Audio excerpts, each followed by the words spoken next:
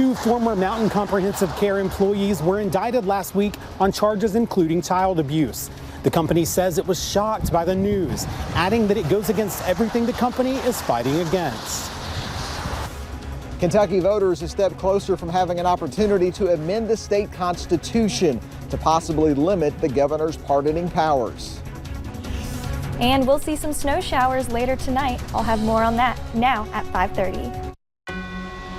Dedicated to Southern and Eastern Kentucky, this is WYMT Mountain News at 5:30.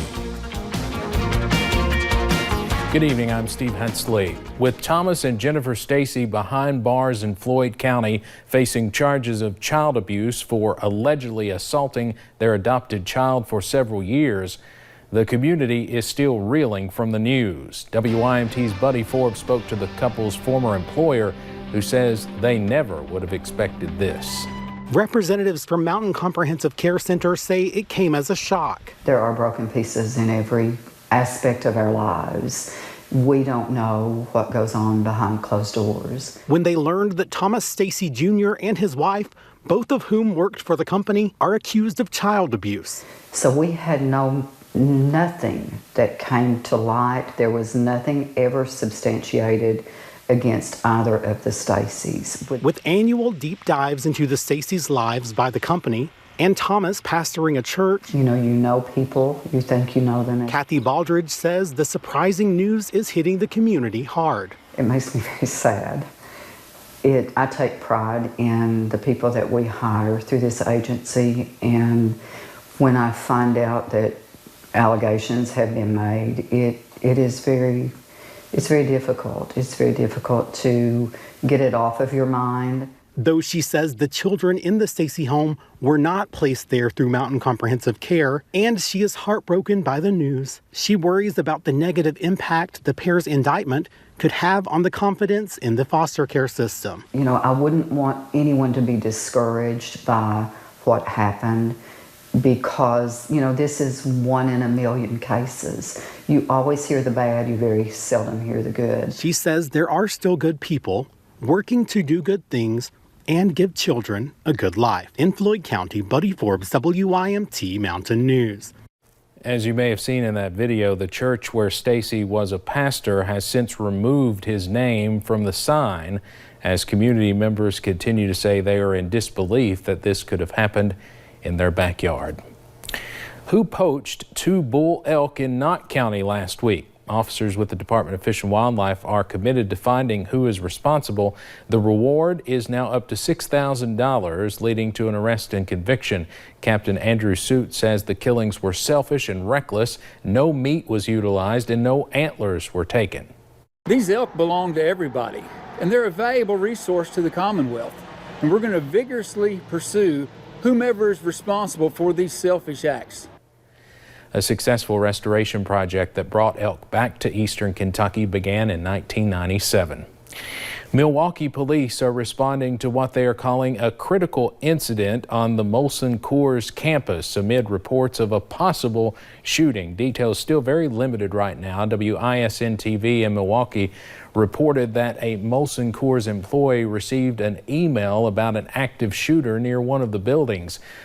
A company spokesman said there was an, quote, active situation, but did not have any further details. There was a heavy police presence in the area, along with fire trucks and ambulances. Milwaukee police asked that people stay clear of that area. The medical examiner says the body found at a storage facility in Madison County is missing woman Sheena Baxter. Baxter disappeared on Valentine's Day. Her ex-boyfriend, Joseph Hicks, is charged with her murder. Investigators found Baxter's body yesterday at a storage facility down the road from Hicks's home. A grand jury indicted him on murder and robbery charges. He will be in court on Monday.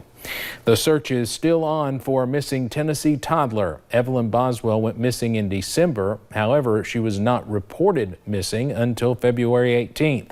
The investigation now extends into North Carolina. Crews started searching a pond in Wilkes County, North Carolina. Investigators say a family member of the 15-month-old owns that property. A reward is now up to nearly $60,000 for information leading to the little girl.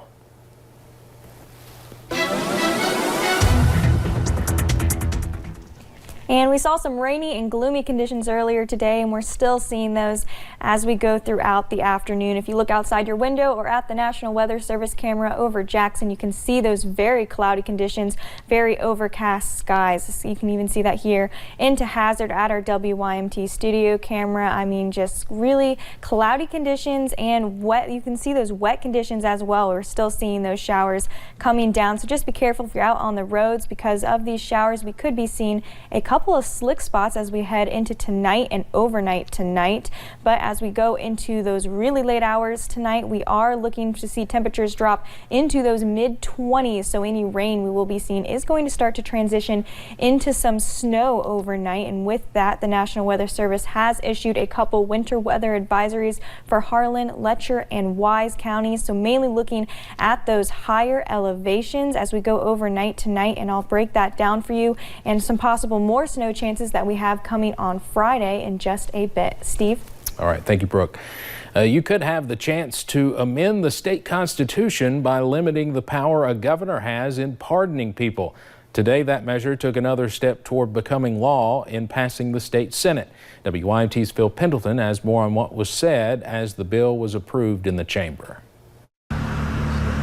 It is common for outgoing governors to pardon a lot of people. In fact, the article starts out with, in December 2007, during his last hours in office, outgoing Kentucky Governor Ernie Fletcher made state history by issuing 101 sentence commutations or pardons. Former Governor Steve Beshear also issued pardons, but after Matt Bevin pardoned hundreds, including murderers, rapists, and drug offenders, many said action needed to be taken. We vest in one person who stands to account to no one the authority to free anyone, to include every person serving on death row. McDaniel's bill would put to voters only allowing pardons leading up to the gubernatorial election. During the 30 days prior to an election and then between a gubernatorial election and a swearing in. Senator Morgan McGarvey has been quite critical of former Governor Bevin's actions in pardoning people, even calling for a widespread investigation. He did vote for this bill, but he also asked for a floor amendment dealing with this bill possibly adversely affecting some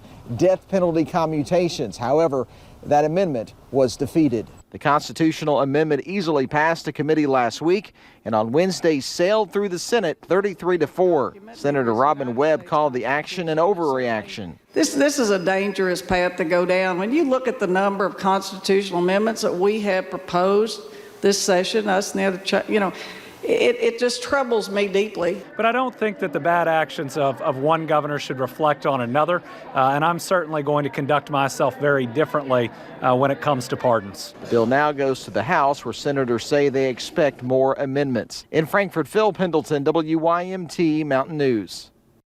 If made law, the question asking if you want to limit the governor's pardoning power could be on this November's ballot. The State House passed a bill today to increase taxes on vaping products and other non-cigarette tobacco products. The measure would raise the estimated tax revenue $50 million during the next 2 fiscal years. The wholesale tax rate would increase from 15% to 25%. That bill now heads to the Senate.